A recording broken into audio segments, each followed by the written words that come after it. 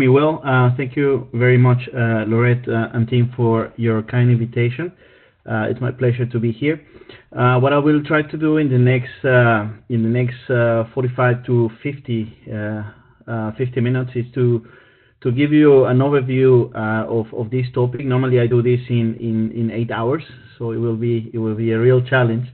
Nonetheless, what I will present to you today, it's a summary of key messages on what is this topic of eco-innovation. You may realize that without knowing it, you have been probably dealing, or you have heard, or you have been in contact with theory or practice around eco-innovation. I'm going to then present you a couple of perspectives that help you as a scholar to understand better the implications of the wider context around innovation for sustainability, for environmental sustainability, and also the part of the business rationale and the public good that an eco-innovation can represent. I'm going to present you some examples. In this presentation, I will take a starting point from a historical point of view, because it's actually relevant that the convergence of a number of elements that have technological, institutional, meaning policy, regulation, laws, behavioral, economic, environmental, they are all converge in specific point in times, and they are triggers or enablers of innovation and change that is explicitly linked to environmental benefits, or it's a consequence of other actions, and then unintendedly it is translated into environmental benefits. I'm also going to explain what is the difference between clean tech and eco-innovation, because it's probably sometimes used interchangeably together with many other terms, and then we will have a question and answer. So please, by all means, you can make questions. I think for the sake of the presentation, we keep the questions at the end. But you can always pass on the questions to the moderators, who can then set up the dialogue. Well, I hope you are able to see the screen with the introduction that I will just describe what I'm going to present. And just keep in mind that for this seminar there are some post-its in each of the slides that indicate somehow that topic has a strong connotation or a strong relationship to a particular aspect of the whole complexity of this topic. Sometimes it is more a topic that is related to environmental sustainability or to sustainability in general. Sometimes it's mostly about innovation. Sometimes it is business and economics that are more relevant in that regard. Sometimes it's more the scholarly work, academia, science, that it's being mentioned in that particular point of the presentation. And sometimes it's more about policy. I'm not trying to oversimplify the complex nature of a field of research that has emerged in the last 30 years. But for presentation purposes, I think it helps. Obviously, there might be other factors that might be relevant. Now, I would like to start by asking you, what do we know about this topic? And probably you have a preconceived idea, and most likely you are right in the sense that, well, you have been in contact with products yourself, that are green products or services or technologies. Maybe you've studied them, or maybe you've assisted companies, or maybe you simply have read in the news something about it. But before we start, I think it's relevant to ask if actually we need eco-innovations and in order to have a cleaner and healthier and safer environment. And I'm saying this because one of the main or one of the starting points in this explanation that I'm about to provide is that innovation is not the same as technology, and sometimes we associate this topic to be extremely technology oriented, And in many cases, if in order to have a better environment or a safer environment or a cleaner environment, behavioral change is as effective or even more effective than technology. So before we start, it's relevant to have this in mind, that innovation is an enabler, and innovation can be also a product. So and we normally also tend to think that this topic started in the 60s with the rise of and born of the environmental movement in the US, and then spread all over the world. And it's very famous for people who are in the area of sustainability, environmental sustainability. It's very often the case that you think of Rachel Carson's Silent Spring publication as a departing point, and they say, well, from that moment society was more aware. Yes, it is true, but is it really something new? I mean, that we need solutions, and we need to employ or go through processes of innovation and change in order to bring about something that, you know, cleans environment? Is it really something that is only exclusive of our you know, the fourth industrial or fifth industrial revolution? I think it's fourth industrial revolution that we're living, and because this is really the status quo. Many people think that this topic is new and is going to be the driver of change. And in my view, and the historical evidence tells you that eco-innovation has been actually conditioned or has been shaped by a number of factors. And I'm not going to explain this infogram in detail, but this is an infographic since the 1700s, since the start of industrial revolution, mostly with the chemical industry, to the modern time. And what you see is that there is a series of factors of technological, social, institutional, business and economics and knowledge that have always been there. The difference mainly is that the stringency or the recurrence of those factors today are more evident and are more abundant. But the very same factors that enable the start of the clean tech sector or the environmental technologies. Actually, the first environmental technology was developed pretty much together with the first manufacturing processes of chemicals since the 1700s. But it was a process of change, that the technology was there. There was a social concern. The producers were taken to court. This happened in Liverpool. And then a solution had to be installed. First chimneys, then they came out with a wet screwer. Basically, the fumes go out the pipe. Then you put water, and then nobody sees the problem. But the water is capturing the pollution, and then the river is now being polluted. So regulation came later in the 1800s with the Alkali Act, and all of these factors were converging into something that was later called a best available technology, and that, in my view, it's something that has always been there.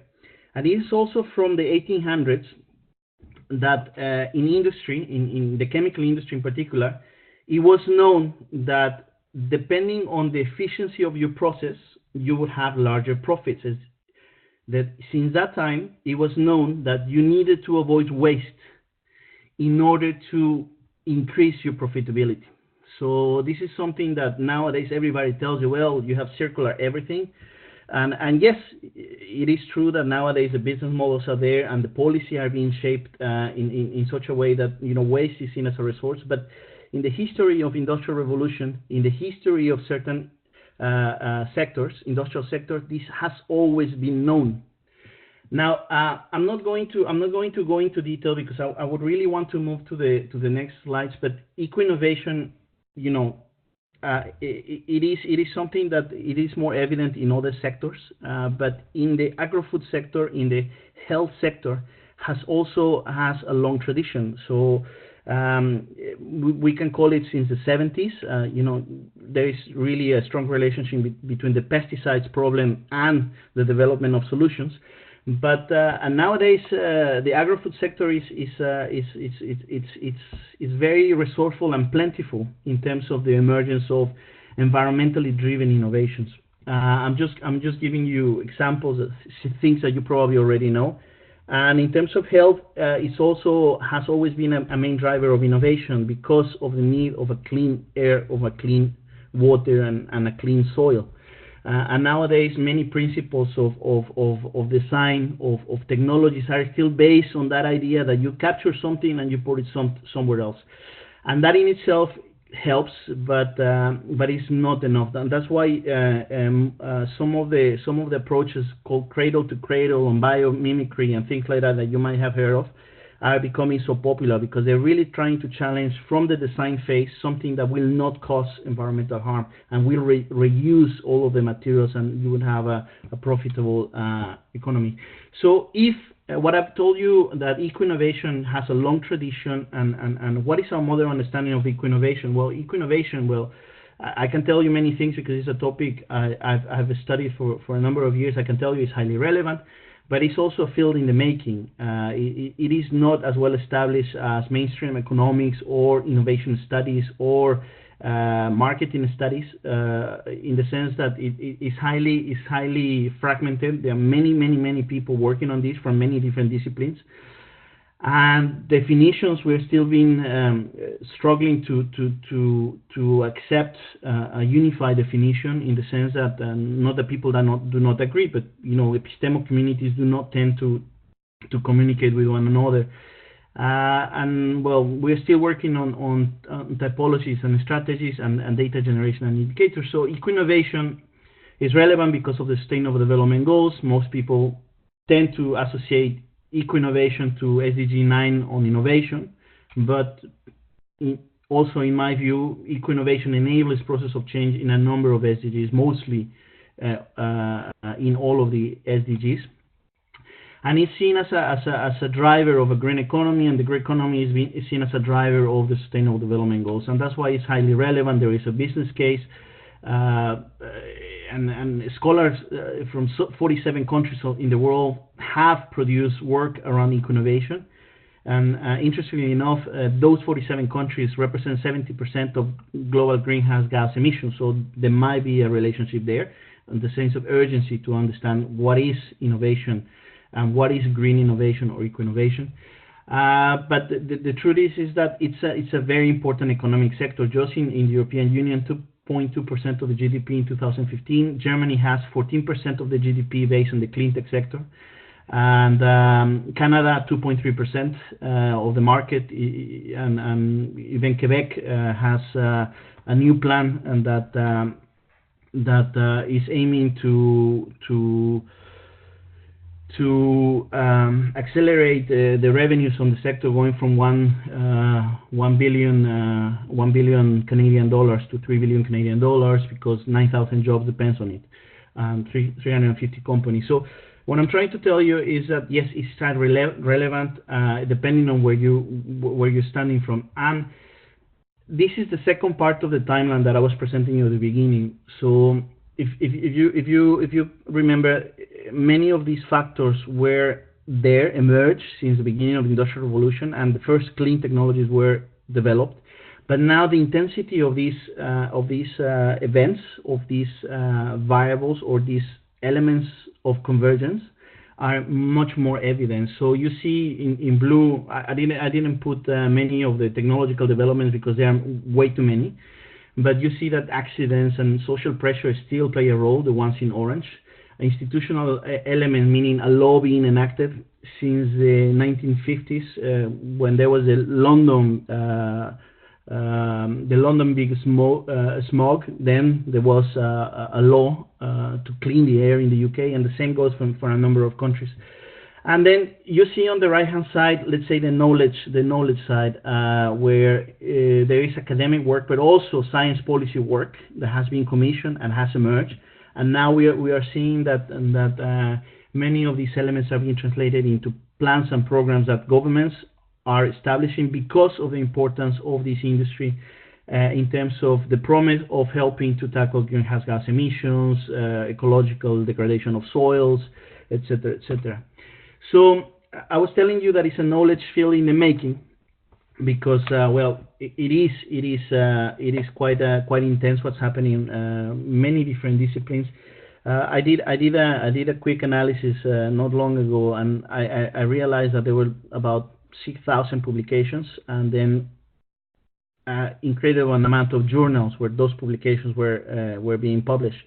and the ratio was 1.5 scientific publications per journal. That is telling you that you know, the interest of many communities, epistemic scholars, communities is there, and somehow the challenge is to put them together. The thing is that depending on where you're coming from, what is your area of action, or what is your area of research, or what is your area of work in general, you tend to use adjectives and that are related to innovation or to technologies or to R&D, or the different stages of the innovation process. So the combination of all of these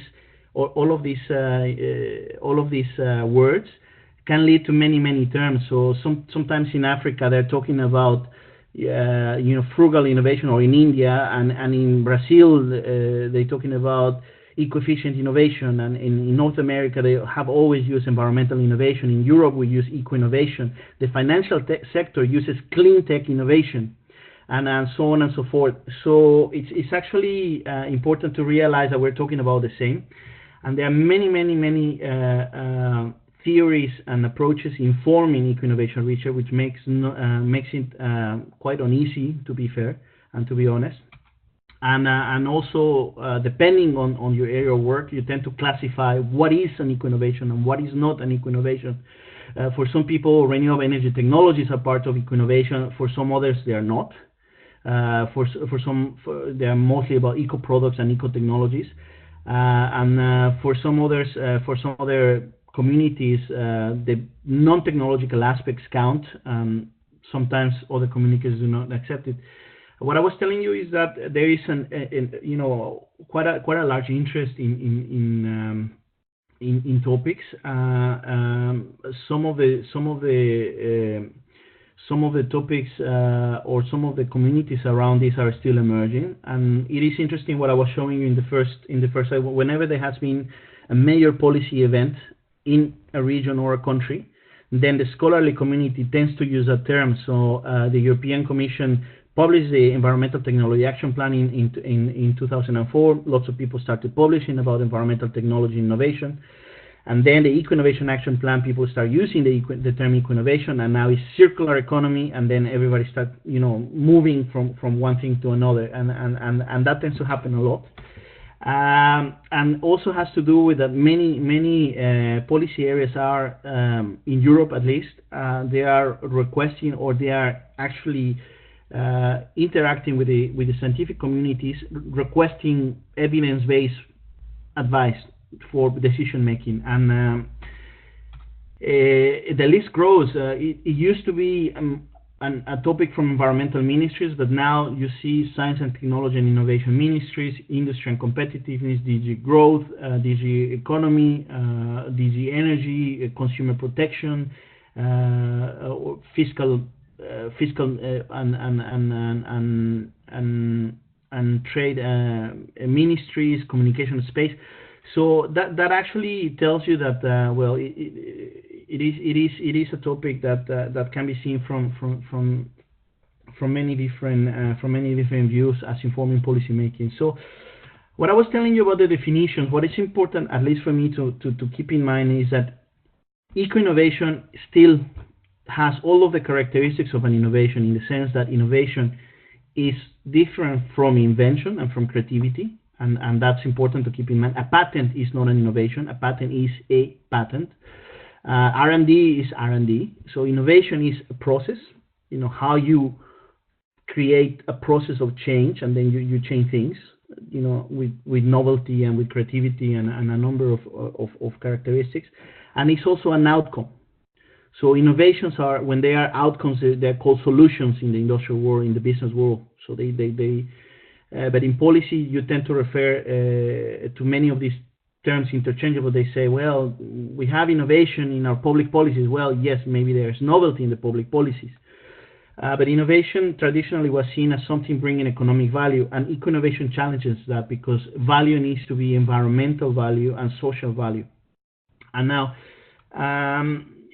sustainability, again, we have less problem here, except that for many years, in order to define sustainability, Well, there was no agreement. Nowadays, the Brundtland Commission definition of sustainable development of environmental, social, and economic sustainability prevails. But depending where if you're talking to the scholarly community, many journals in economics and management, when they talk about sustainability, they refer to long-term profitability. And that's why it's difficult to get published in those journals, because it's actually sustainability is used for sustaining, not for being sustainable. But put that aside, there's, as I was saying, there are many different terms, but all of them they have a similar characteristics. Are innovations, whether as a process or as an outcome, that are translated into an environmental benefit or into both environmental and economic benefits. And the limitation strongly of eco-innovation is that the social dimension is highly neglected, or in many cases is assumed that somehow is there because there is a public good. Sometimes an innovation does not have a natural market, meaning consumers are not aware that they can or should or could buy a green product or a service, but the government thinks that according to the evidence they have, that it's better for the environment, it's better for health, it's better for infrastructure. The infrastructure would last 100 years instead of 60 years because of pollution. Sometimes buildings degrade, and then there is a reason for the government to intervene. So. But the problem here becomes a bit more evident when you talk to mainstream innovators and entrepreneurs, because when you talk about value with most of them, and there are many TED Talks that can tell you what they mean by value, they keep on saying, well, you can change the world, you can create value, but what they really mean is that you can make profit. And yes, everybody will have their devices in their ears, or they will buy the next generation of an electronic device or something, but they do not necessarily mean that the products and services and technologies that we are using, both for producing those products and services or the manufacturing themselves, they are not necessarily aligned to the environment or to respecting the limits of the current capacity of Earth, or they are not necessarily taking into account that humans are only one of the many species in planet Earth, and a healthy planet and healthy environment are preconditions for survival. So eco-innovation tends, or we would like to believe that it challenges that conception of value creation in, let's say, mainstream innovation, understood Silicon Valley type of innovation. And but the truth is that there is not a single company in the top global companies that is something that you could call an eco-innovation or eco-innovator or clean tech company. They are not. A number of these companies are investing in clean tech, but they are not themselves, or they have a sustainability program, or they have a sustainability profile, because they have certain commitments with the Global Reporting Initiative, so on and so forth, but they are not producing products or services that are aligned to the preservation of nature, or to a natural environment, or to a clean environment, or to a healthy environment. There is certain trends emerging, like the beer corporations, that they have a different business model, and they are closer to be, incorporating this type of innovations in their business models, or in their production facilities, or in their logistics, or in many other things. But they're not necessarily, again, companies that produce green products, services, and technologies. So what I was telling you before about the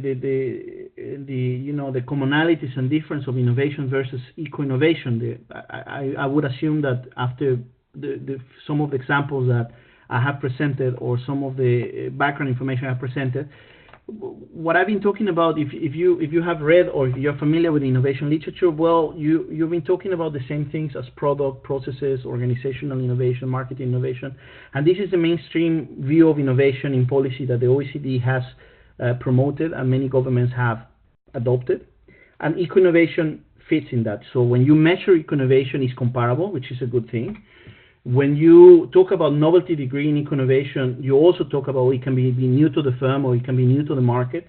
It can also be that when you're talking about life cycle, you are talking about the life cycle of a product or a service or a manufacturing process. So here you need a bit of clarification when you're talking about life cycle. If I talk to an environmental group, they would understand the environmental life cycle of a product. But if I talk to investors, they're probably gonna understand, well, there is seed capital and then there is IPOs, and that's what he means by and some venture capital can be green, some IPOs can be green, and it is interesting that it's every life cycle is an important term in eco-innovation, and it's an important element. And why is that? Because in economics and management we have borrowed many definitions and many terms from biology. If you're familiar with management literature, Mandy Penrose rings a bell, and she's the one that first made this reflection in 1950, saying, well, we tend to use the analogies from the biological world to tell something about companies that grow or technologies that grow and change and evolve, and some of them die. So what I'm going to present you here is it's important to understand what is clean tech and what is eco-innovation, because this simplified diagram that tells you that an eco-innovation can be someone that develops technologies, someone that uses technologies, or someone that is in between, helping both of them to connect. Typically, clean tech firms are developers of eco-innovations or technologies, or green tech, mostly green technologies. Some of them they are in the service and producing services. Mostly the users are companies in any other manufacturing sector. It can be a textile company, it can be a food company, it can be a construction company. But sometimes these companies can also produce certain solutions. They modify their logistics or they modify their manufacturing process, and suddenly they reach they reach something that helps them to have a better environmental performance and increases their cost reduction efforts and things like that. And are they now moving to the clean tech sector? Not necessarily, because they, from a strategic point of view, they are not interested in selling their innovation. They are not interested in having that solution that they implemented in the company, that they came out by themselves. They are not interested in putting it in the market, and they want it because it helps them to remain competitive. So that's when it starts becoming a bit more complex, and that linear model of innovation that you have a supply, you have demand. It's good for economic measurements because statistical offices can actually measure what goes in, what goes out, and what happens in between. But the eco-innovators and eco-innovative firms or entities or organizations, not only firms, but entities and organizations are a bit much more diverse, and they are part of a complex ecosystem. And this is why at the beginning of my presentation I was telling you that I was going to present. I'm still intending to present in the next 20 minutes that I have a view that has to do with the systemic or systems view of eco-innovation, and the other one the business model view of innovation. Because when you are in a company, when you are in an organization, well, you care about your strategy and your business model, and depending where you are, if you want to produce apples and then you don't want to produce solar panels, right? You remain competitive. That's important part. Or when you are a government or when you are a scholar, and then you need to understand the complex interaction of the different elements of value chains, supply chains, and the different economic sectors, then it becomes important to understand who is who in the ecosystem. And the final element of all of this background before we move to the examples is to alert you or to transmit the message that not all eco-innovations are truly green. They are not truly environmentally sustainable. We don't know that. So there's a way of doing that by doing life cycle analysis, but also sometimes life cycle analysis tells you something at the micro level, and it doesn't tell you what would happen over time at the economy-wide sector, or the economy-wide level. So eco-innovations are greener than relevant alternatives, meaning a next generation of catalytic converters were greener than the previous generation of catalytic converters. The latest generation of solar panels, which are already incorporated principles of design for recyclability, are greener than the previous generation of solar panels. The latest generation of bioplastics are now produced for biodegradability and solubility in water and in soil, and the previous were not. So this is something that is important to keep in mind, that not all green innovations or eco-innovations are truly green, and they can have effects, something that is called rebound effects.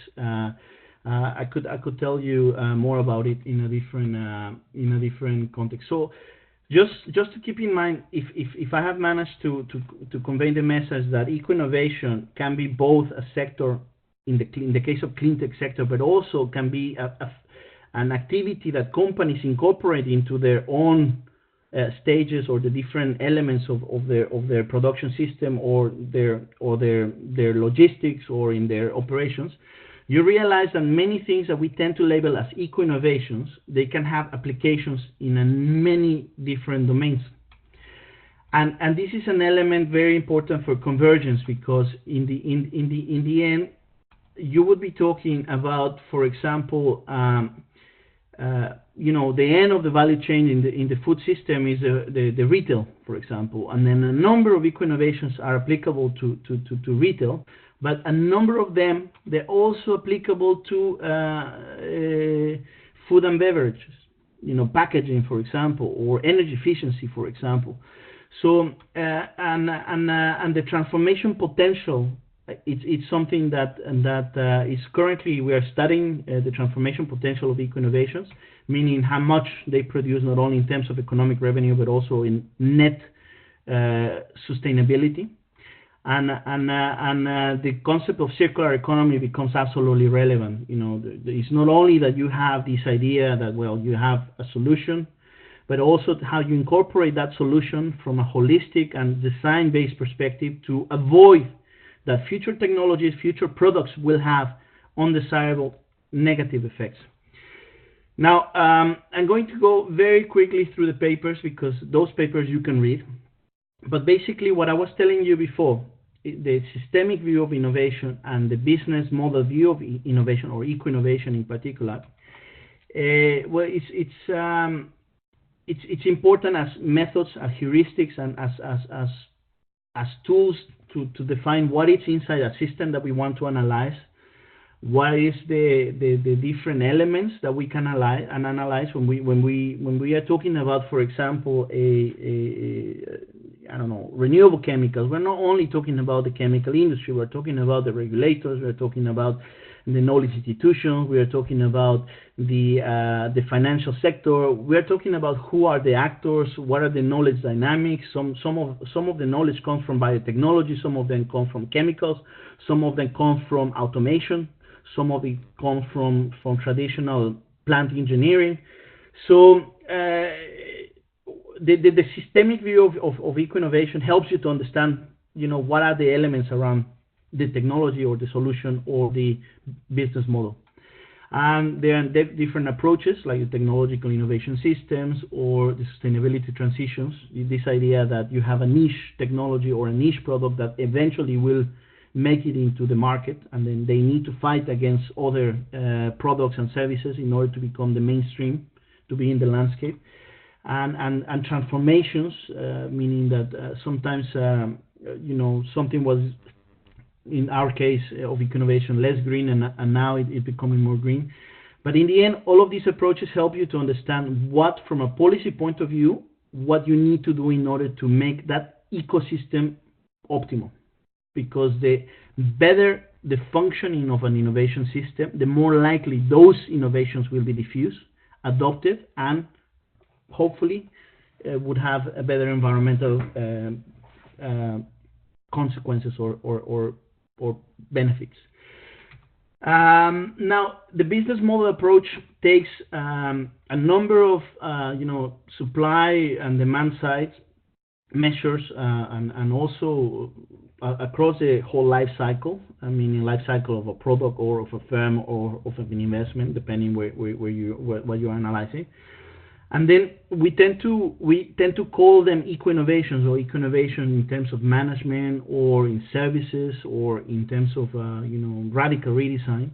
And then we have an example of measures that companies take and adopt, and that becomes the core part of the core value proposition and part of the elements that their business model canvas by Osterwalder has limitations, but it helps you to understand well that there are certain value relations. This is not probably the latest on sustainable business models, but it helps you to understand that if you change the main value proposition and then you assist it with these measures, something will happen. And then we analyze a number of these business models based on the literature, and 147 of them. And then we're trying to understand what is this relationship between the degree of change and the scope of change. Meaning, will you transform the entire system, meaning the production system, or will you keep on transforming the operations of a company? Will you aim at incremental innovation, or will you achieve radical innovation? So from that perspective, this idea of transformations and change are relevant. And not in the paper, but in companies, and the most successful cases of eco-innovation in companies, and the ones that help companies really be profitable in the market with green products and services and technologies, and it's those that have a clear strategy. And I'm not talking about business strategy. I'm talking about an innovation strategy in place and a sustainability strategy in place. Now, this is also something when companies do not have a strategy, companies can build capacities, can accumulate resources, can also become more competent in order to incorporate eco-innovations for their own competitive position, or develop solutions that can be sold in the clean tech market. So this is something that, again, when you look at this diagram, something that the OECD did in 2009, of the different options, pollution control, cleaner production, eco-efficiency, life cycle thinking, there are different, let's say, mechanisms or different measures that companies can adopt in order to become more of like a big company, for example, or they can become more of a eco-label company, or a energy management certified company, etc., etc. So companies can be born green, or they can become greener. And depending where you're standing, now I go to a very simplified, oversimplified version. You have the developers, the adopters, the intermediaries.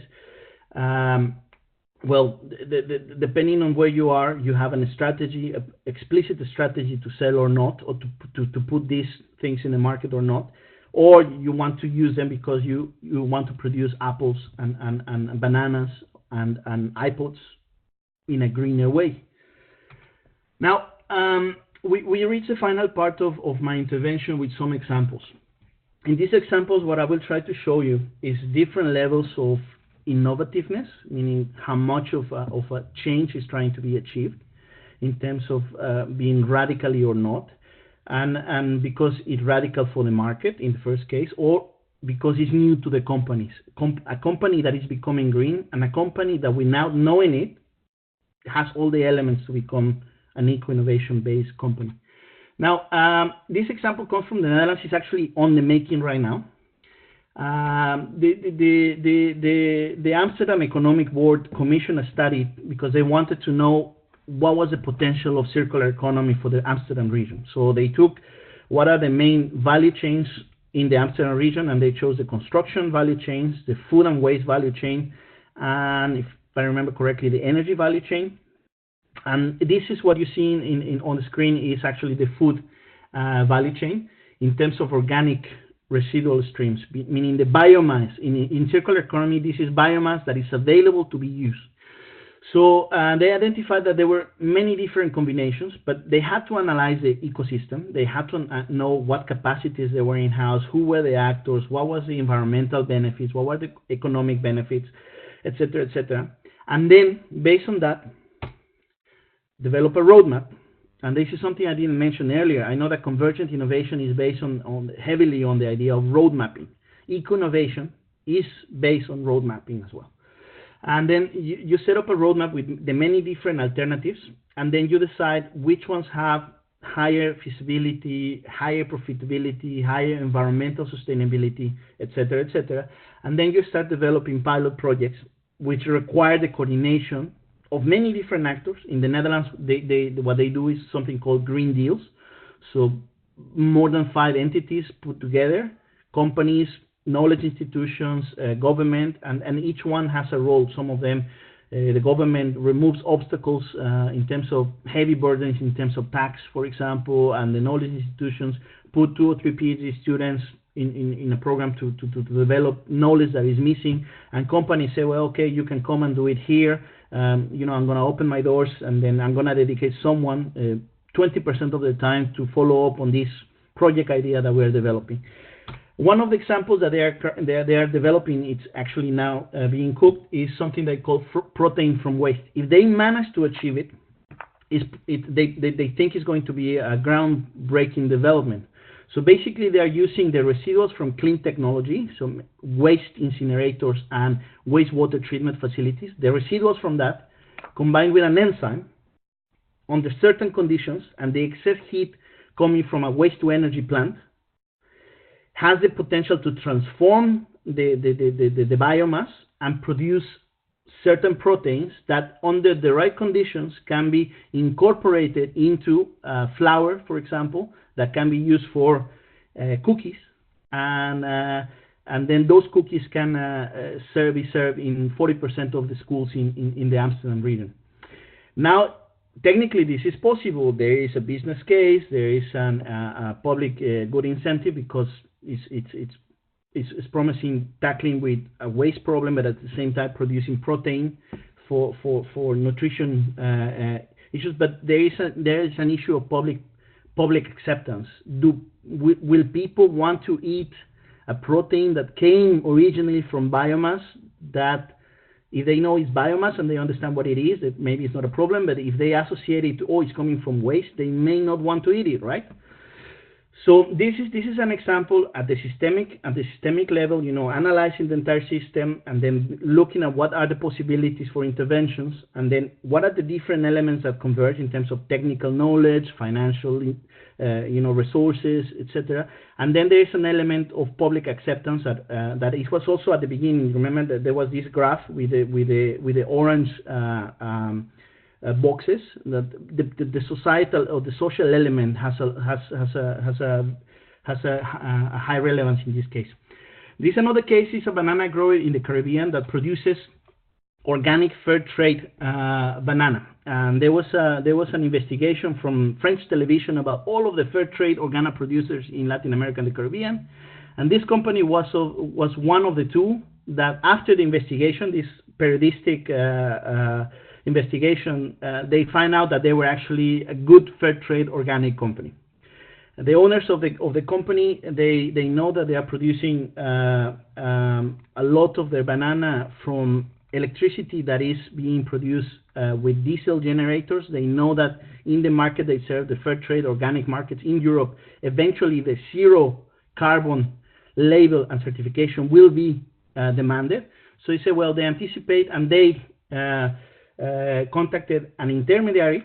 In this case, it was the organization I work for, to help them to develop a project that could help them to substitute the pollutant technology with cleaner technology, and then maybe going to this zero carbon certification.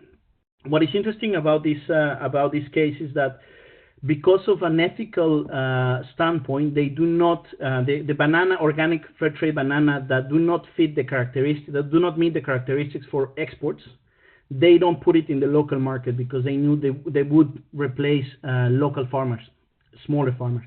So what they do, they give it to their cows, and now they have really happy, chubby cows that eat fair trade organic bananas.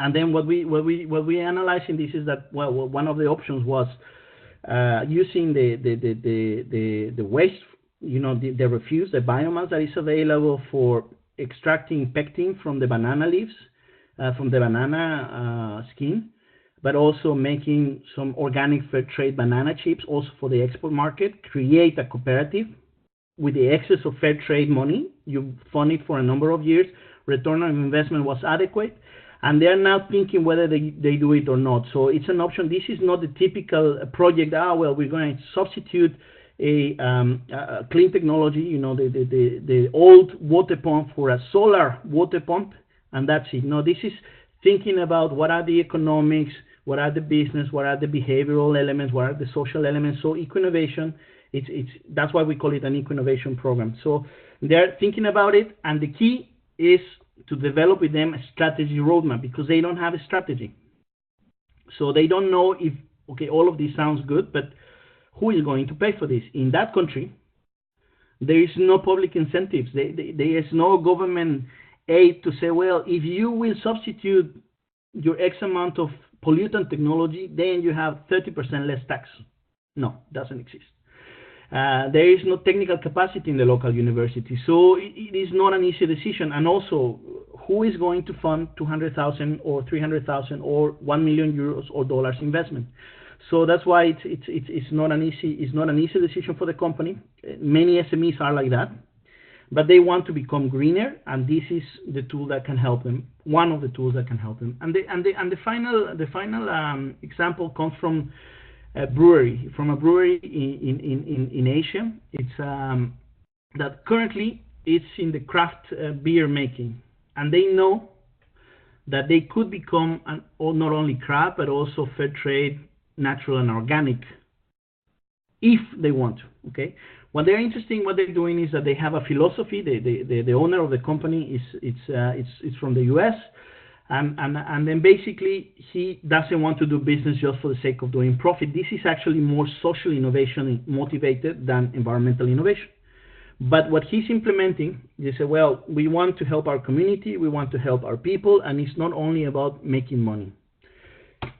And they're actually in the making of a circular business model with their production of beer. That all of the residuals from the beer, they have a certain use, and they're also using the land for additional extra products. They're moving into other products like hot sauces. Well, it's not a hot sauce company. It's not a sauces company. It's a beer company.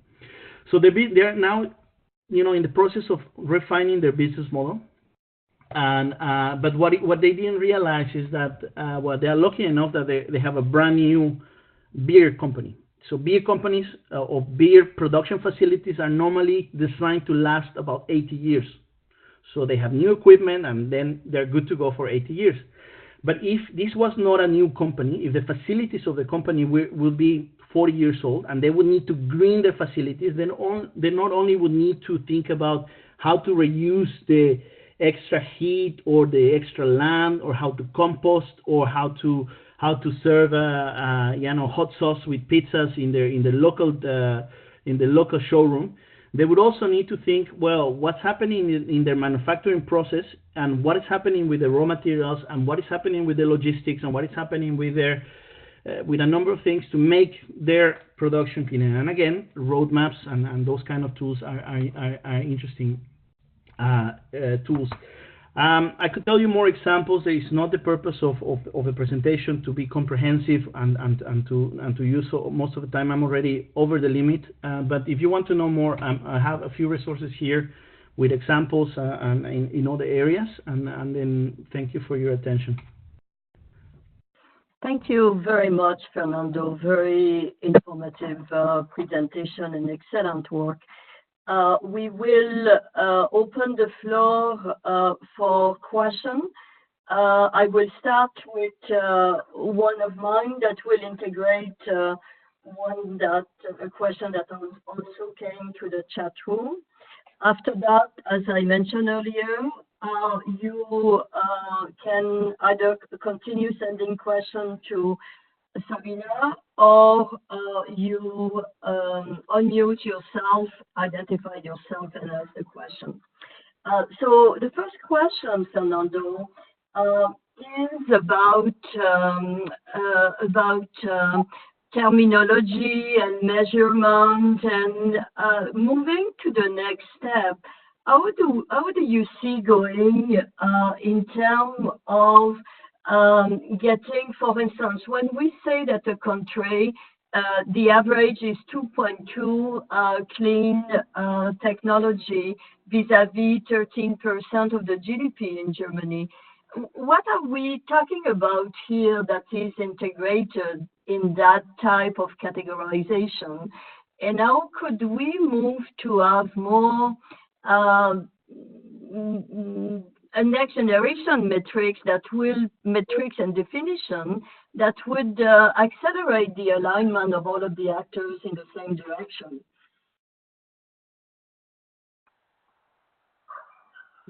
Would you want to go one by one with the questions, or shall we take a few questions and then answer?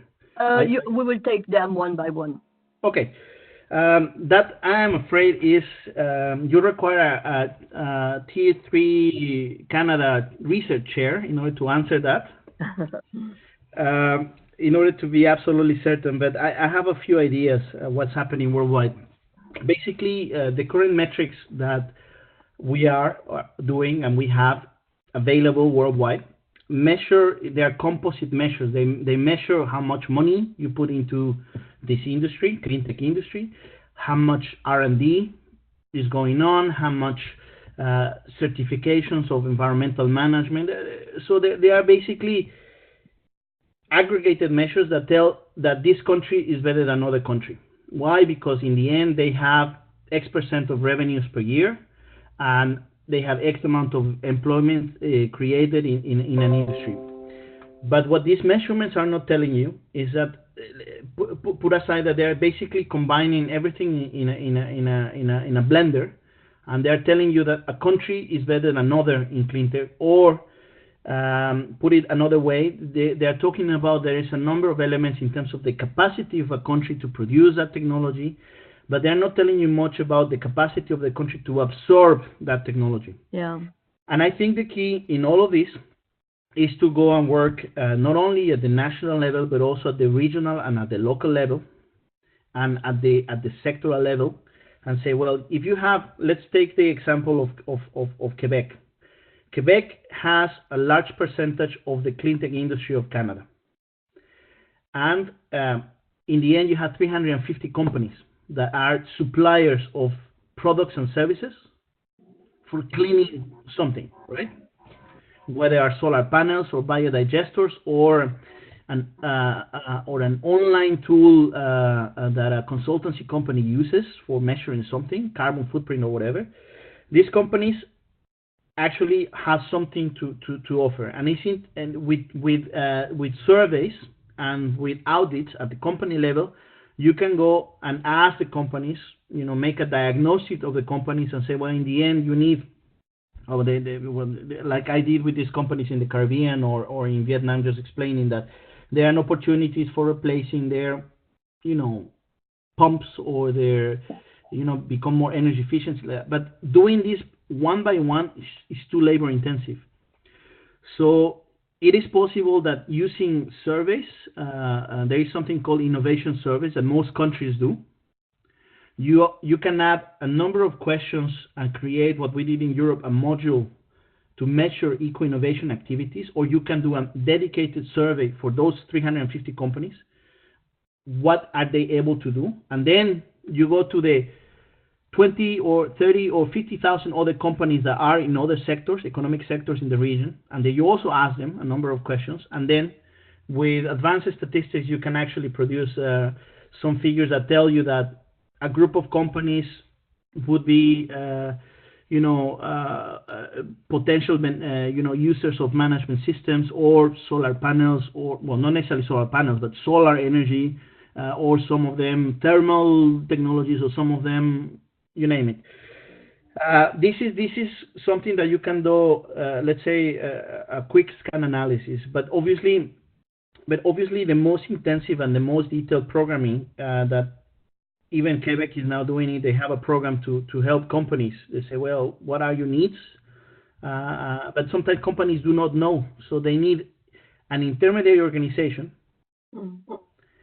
It could be a university, it can be a center that specializes in a topic, it can be a researcher, a consultant that helps them to go through that process. And in the end, it's about meeting supply and demand. But just thinking that, and that's something that is not exclusive of Canada, but just thinking that because you measure that you have 6,000 employees, you are selling, X amount of dollars in revenue. Well, where are the users? And that's some of the challenges. So a global monitoring framework is useful and needed, yes, but also at the regional and local level, you need to know what companies need and what companies offer. Thank you. Let's open to the floor. If not, I will come back with a few other questions. Anyone wants to ask a question? You unmute yourself, you identify, and you go ahead.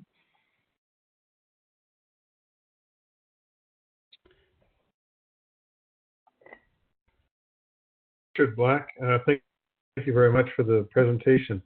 Part of what you were talking, if I understood you correctly, you were talking about the development of certain technology that might be green technology, but that this technology can remain proprietary because the company that developed it obviously wants to commercialize it and earn money from it. First, did I understand that correctly, that in your view represents a challenge to the whole industry? That is the privatization of this and the maintaining the intellectual property in that regard. Yes, from a public good perspective, yeah. The government wants more of these greener companies because they pollute less. I'm going to give you an example from the Netherlands. There is a company that developed a system for producing black carbon, which is a powder that you use in your shoes, or you use in your keyboards, or in your tires.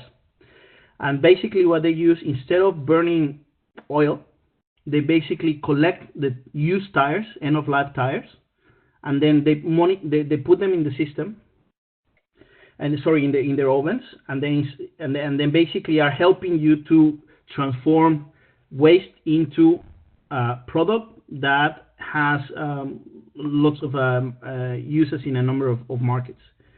And they have a production of 100 tons a year. They have received several public funding from the European Commission, the Dutch government, and they basically realized that they're basically in a business where the main competitor is a single American company with 99% of the market. That if they want to compete against that with their green black carbon, if the mainstream company doesn't want them in the market, they just basically can make them go out of business. Now, the company initially was not interested in selling their technology because they produce black carbon. They said, no, we produce black carbon, and our competitive advantage is that we have almost cost zero for our raw material compared to any other company. But they realized that with 100 tons a year of of their product globally, they were less than a grain of sand in the entire world. So now they changed the business model, and they are willing to license their proprietary technology and then go and establish companies in many different places in the world that have a problem with waste from the automotive industry in pretty much every country in the world, with a particular licensing model. And they're also moving into specialties. They are not competing with this main competitor with their green black carbon. They basically move into the specialized chemicals and paints. And they made a deal with a large chemical company in the Netherlands to be their supplier, because they are the chemical company is launching a green and clean paint for specialized purposes. So all of these theoretical elements, whether a company should change their strategy, should change their vision, in the end, it depends on the motivation of the owner. If that main company comes to me and offers to buy my company for X amount of money and I retire age 45, I would think about it. But from a public good perspective, it's a different decision. I want more of those companies. So now, if the company were not feeling the incentives or had the incentive to license the technology, like those examples of this company that developed their own technology and they were not initially interested in selling it because their product was something else. Now, it is also true that this case I'm telling you, it's possible because the regulatory framework in Europe is quite advanced, and they actually can have almost zero cost for the raw material, which are used tires, because there is a collection system in place. So whenever your car is at the end of life, you take it to a garage, they scrap it, and they separate everything, and then the raw material is potentially available. And this is why the circular business model works. And it wouldn't work in other countries that you need to install a very labor-intensive system to go and collect tires because you don't have them in one place.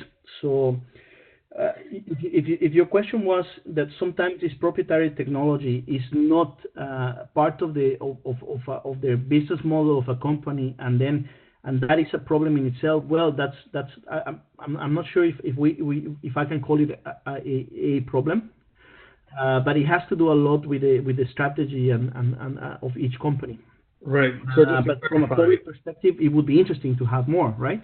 Right. Really, where I was going with this as well was to ask the question: if I've understood, and yes, I did understand, then the challenge becomes: how do you incentivize those companies, through regulations or otherwise, to license out that technology so that it can be more broadly utilized in a way?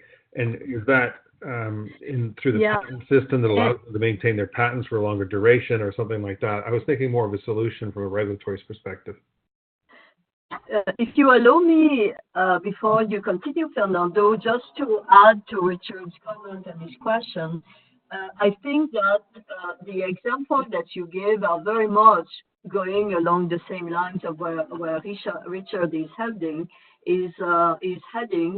in the sense that how do you go, for instance, to 2.2% of your economy being labeled as clean or cleaner, or moving toward clean to more 80 or 90%, which is what you will need if you want to have societal scale transformation.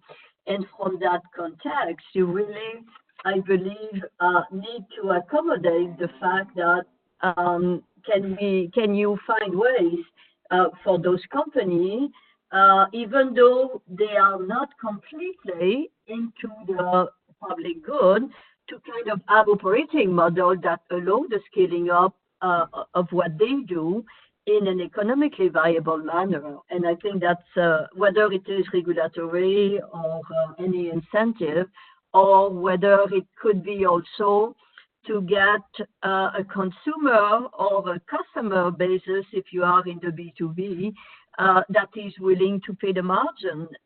So that is within that context. If you want to continue addressing this point, Fernando, because this is very much CI-like type of thinking. Yeah, there is a key concept that I did not mention in this webinar, that is of that of a policy mix. Mm-hmm. At least if I understand correctly, I just did a review for the Inter-American Development Bank on green innovation policies or eco-innovation policies for the whole of the Americas. I reviewed the Canadian case, not in detail, but sufficiently enough.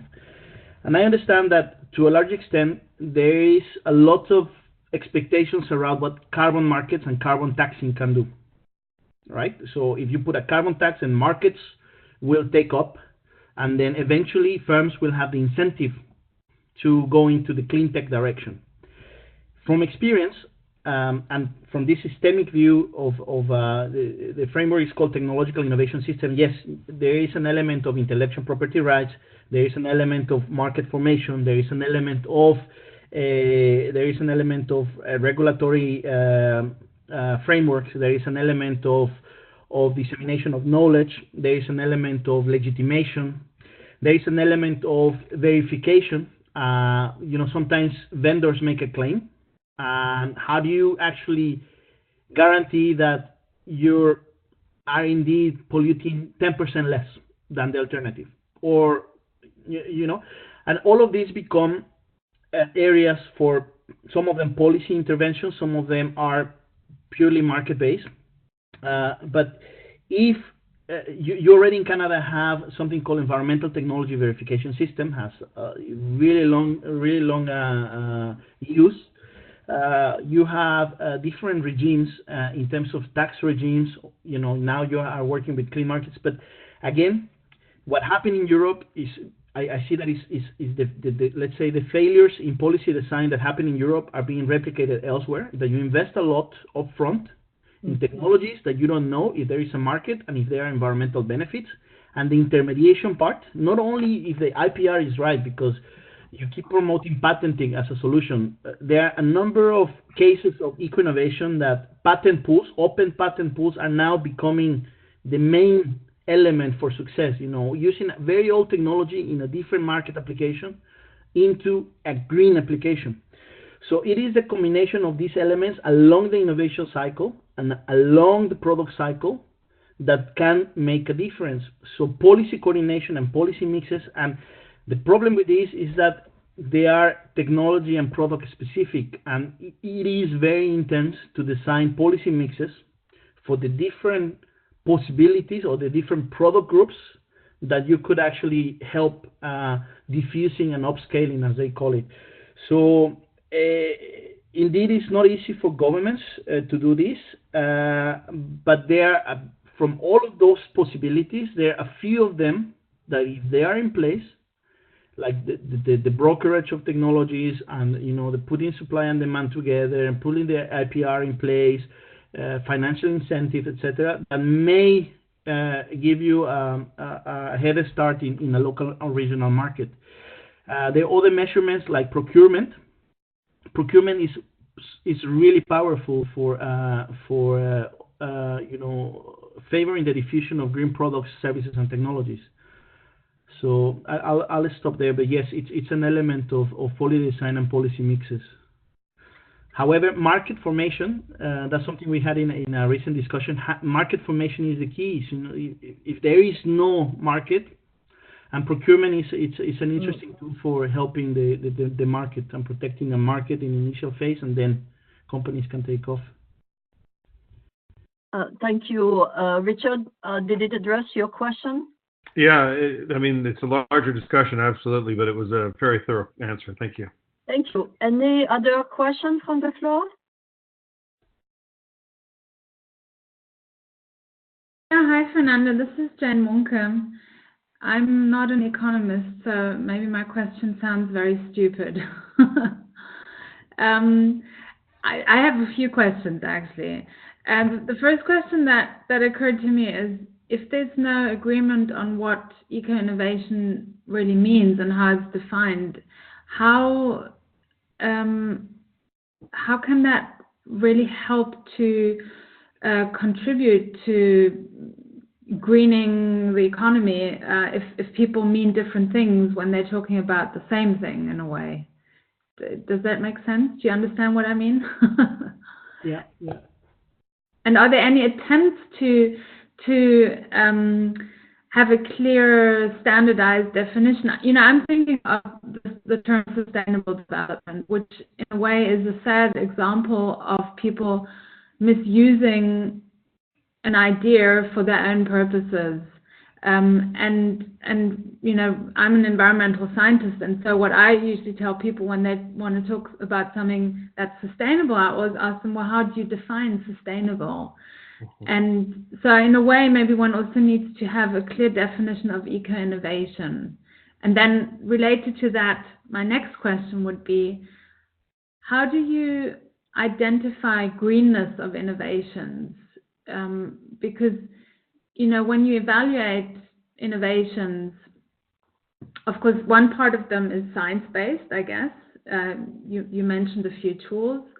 But there's also always an element of value-based decision making in there, and how is that being dealt with? I mean, so you may like something, but it still may not be really beneficial for the environment, for example. So that's a whole bunch of questions, but those are my thoughts that I have right now. I appreciate your feedback. Thank you, Jane. Again, I will try not to make the same joke. Again, another professional chair and about 5 PhD students could help to solve some of the questions you have. But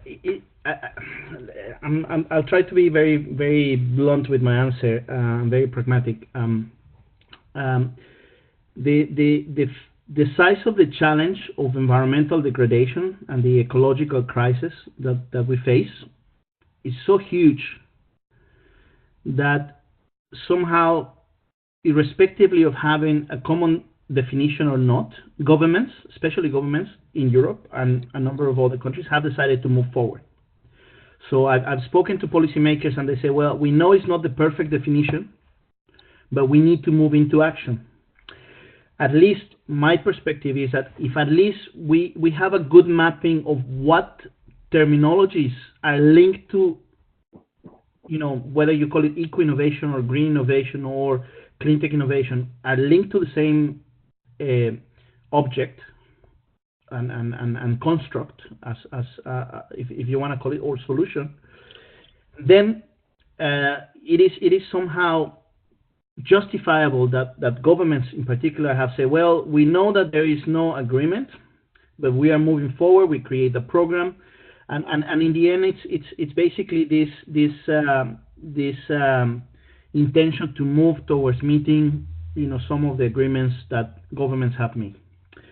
But if you ask the same question to the financial sector, if you have asked the same question to people with venture capitalists or academia, and then they say, well, it does really matter how you define something, because depending how you define it is how you measure it, and depending the outcome of that measurement is basically the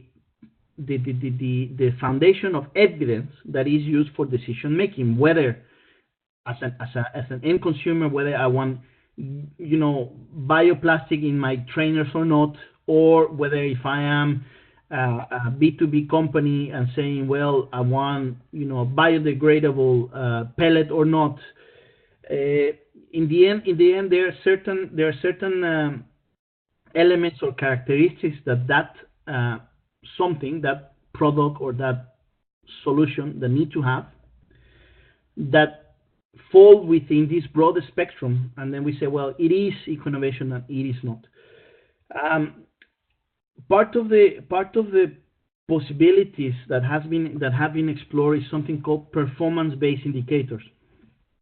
And you, as an environmental scientist, you may have heard that there is some metrics that have been proposed, like factor 3, factor 5, factor 10. And this meaning that it's less or more sustainable if it's a factor 10 or a factor 3. There is also something called eco-efficiency indexes that tell you that a product is, X% more eco-efficient than others. But in the end, it is true when you say that well, if with sustainable development there has been a lot of controversies around the definition and the measurement in something that is an eco-innovation, there should be some sort of solution. And the practical problem that we have is that eco-innovation in the end becomes pretty much everything. It's a process, but it's also an output. And then you tend to measure, you say, we have 50,000 green patents and we are very eco-innovative. No, because how many of those patents are actually embedded into, infrastructure, into manufacturing systems, into solar panels? How many of these are actually producing rents? And some of them, those rents are economic, and some of them, they are spillover effects. So I'm going to go back to my original answer to Professor Loret in terms of this measurement framework that is needed, whether it's performance-based, saying, well, the verification system that indeed, yes, you are polluting 0.3 instead of 1.2. and then you have a label that says, well, you are, you know, like they do in buildings, you have a platinum label as opposed to a green label. Those type of measuring frameworks, performance-based frameworks, help, but again, it's very costly. I don't have the figures at hand. Right now, the European Commission has been for a number of years within the context of the Eco Design Directive, measuring and establishing parameters of products. There is a number of products that they say, well, they need to have this within this spectrum. The values need to be within this spectrum, and they can be eco-label or not. You know, or they can use the energy efficiency label or not. The program itself is very, very useful. Applies all over Europe. If I was a foreign country, I would say, well, let's talk to the Europeans. They already spent millions of euros in this framework system, and see what percentage of those products and services are already in my market, in my country or in my region, and see if I can just use those metrics. But again, it doesn't solve entirely your question, because it doesn't tell you exactly how green something is. It tells you that, again, that something is better than the relevant alternative. And that is a problem. I don't have a straight answer or a more elaborated answer, because I know greenwashing is still a problem. Claims based on perception and not on facts are also a problem. And the fact that marketing has not, for many years, actually seriously developed a methodologies for, you know, saying this is really sustainable, this is not. It's only now that large marketing companies are starting to think, well, what does it really mean, a green products and things like that. So the communication part is also quite relevant. It's not only that you as a producer, as the one with the offering, say, well, this is better. Well, how you measure it? Government has a role in it. How you communicate it? How the consumer knows? It's actually quite complex, and I agree that it is an issue that there is no agreement. The sense of urgency has justified that we move forward with saying, well, all of these categories, they are eco-innovations. Whether they're truly green or not, well, we'll see about that later. But in the end, it's actually quite serious, because it's taxpayers' money involved. They say, well, it's in the end, if something is better than the alternative, but it's still polluting or it's still producing negative health effects, in the end, taxpayers' money will be used to solve or to control that problem created by exposure or by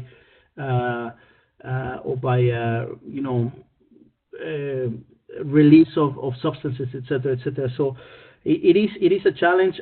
Performance-based indicators, verification systems, some of the metrics, but industry needs to play a role in this. And if there was a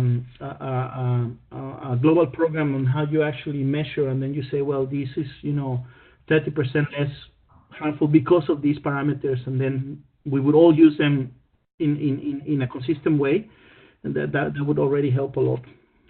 Well, thanks for that explanation, Fernando. I appreciate it. I think there are many examples of solutions that turned out to become problems later on. And what I think, I agree there's a need for urgency, but I also think, wouldn't it be smart to try and find holistic solutions that don't become tomorrow's problems? And there's so much, we have so much knowledge around. The challenge is to bring the right people to the table, right, when we're evaluating these new solutions. And just to throw it in there, I know the time's up, but I think the planetary boundaries is a really good concept. I don't know if you're familiar with that, but that's sort of an approach of the natural scientists trying to quantify important system boundaries for planetary subsystems, and that's something that, for example, is not taken into account in these assessments in the European Union environmental product footprint and so on, that typically use LCA, which is often very, very limited in its scope, only to climate change, energy use, and so on. So I think there's a lot of opportunity to improve. If I may comment briefly on this, maybe useful, you are at I don't remember precisely the name of your organization, but it's the Global Packaging Forum or something. Food packaging. So what is the current state of affairs in this sector? Because I think it's a very relevant sector to look at where you are and where you wish to go within the context of food packaging, because it's a core component of food innovation, but it's also a core component of solution. So what is the current status on the ground in your sector? In 1 minute, very briefly. Yes. I see a lot of greenwashing with food packaging. Keywords are, as you mentioned already, bioplastics, recycling, food waste. There's a lot of greenwashing, reducing carbon emissions by lightweighting food packaging, which then leads to plastic pollution and so on. So I think there's an urgent need to take a step back and to look at food packaging as a symptom, but not a solution. I think we really have to look at how do we produce food, starting with what are the subsidies that are given for intensive agriculture to overproduce food in a way, and then in order to reduce food waste, there's also the argument we have to package. But I think there's huge changes that can be made upstream already. And then in terms of bioplastic that you mentioned, bioplastics as such are not environmentally friendly. I mean, you can have very bad performing bioplastics and you can have better bioplastics. They're also not necessarily biodegradable. It's maybe not an aim to have so many biodegradable packaging materials. I think the main target for food packaging is to reduce and then to reuse. So go more into using permanent materials and deposit schemes, but that requires new business models. And I thought that was a good comment that you made. The big Fortune 500 companies, I think they're struggling very much to come up with new business models. What they're doing right now is trying to find solutions to work within their existing business models, and oftentimes that's where I see a lot of greenwashing. I have a very quick comment in that regard, which is there are two elements that are quite difficult to change. The first one is the infrastructure costs. Yeah. Some of the successful examples of greener products in packaging actually use the same technology. For example, there is a bag that is soluble in water. It was developed with an old patent, but the key to success is that they didn't have to create a new machine. They are using the same machine that is available for plastic bags to produce that. And now Apple has purchased has made a big contract with them, so most of the Apple stores worldwide will use that bag. So that's part of the game changer, and that's actually happening because in Europe, so the company is in South America. They're not using food waste; they're using another material for creating the plastic. It's soluble, but the plastic, the banning of plastic, of single-use plastic in Europe is a game changer. However, it's not as aggressive or as comprehensive because they have been discussing packaging in general in Europe to reduce packaging for a number of years. But the lobbying of the packaging industry is so powerful that has blocked time again each of the efforts to legitimize any or to move forward with any effort that has been really, let's say, ambitious into tackling the packaging issue. And now I mentioned infrastructure costs, I mentioned lobbying, and the third one is actually about behavioral change in consumers. Consumers still demand, and is one of the trends in overconsumption, that when you go to a supermarket in Europe, they see the tomatoes in a plastic bag and they see the tomatoes in just on the tray, and both of them are organic, the perception is that the tomato in a plastic bag would be cleaner. Yeah. And then they buy it. So regulation is really important here, but the lobbying against it is quite difficult to beat. I've been trying to analyze. I don't have time for this, and no one is funding this type of research in Europe. How many of the organic product, eco-label products, are actually green packaging products? And I would be surprised if the amount is more than 30%. Because what they measure is what is inside, not what is in the packaging. Yeah, but the problem is also, that packaging transfers chemicals into food, and those chemicals have an impact on health, and that's not something that is ever taken into account when you talk about green packaging. So anyway, it's a big discussion. Thanks. It is fascinating. That's why they are venturing into edible plastics for packaging. And whether it's a solution, I don't know. Okay. I agree. Quite relevant and important discussion. Any word of wisdom in conclusion, Fernando? Just very, very briefly, thank you everybody for attending the webinar. If anyone has additional questions, I'm happy to interact via email. Just to mention that I made an effort to analyze eco-innovation, or to mention something about eco-innovation in agro-food and health, but there is a lot of work to be done, scholarly work, but also practical work, and then I'm really happy that this community is interested in putting the pieces together. Thank you. Thank you very much. Our next webinar will be the third week of April, and it will be about policy innovation system to foster that convergence across level, across sector, and so on, by Peter Phillips from University of Saskatchewan.